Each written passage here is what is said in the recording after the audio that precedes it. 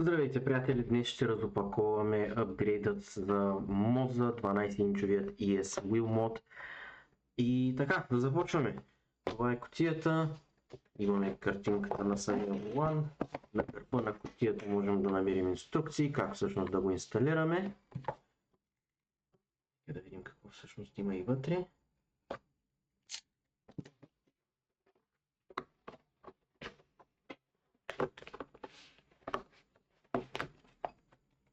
Имаме тази кутийка, в която имаме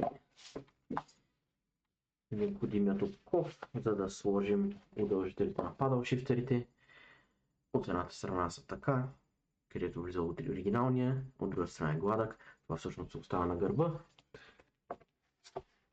Имаме самият ринг и тон стикерчета, с които можем да си кастомизираме или персонализираме волана по нашите предпочитания и вкус. И сега основният герой, самият ринг.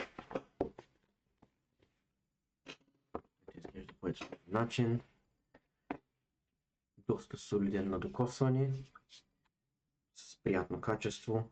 Не е особено тежък, което всъщност е доста важно, предвид че самата база, особено ако сте си взели R3 като мен, не е много мощна. Ако самия ринг е много тежък, би отнел част от фидбека, който усещаме.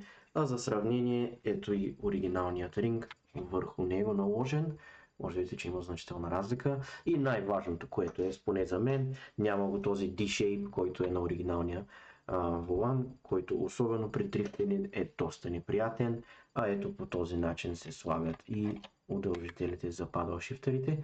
Но ще направим отделно видео как всъщност слагаме самия апгрейд на волана, включително и падалшифтерите. Това е от мен за сега и ще се видим в следващото видео.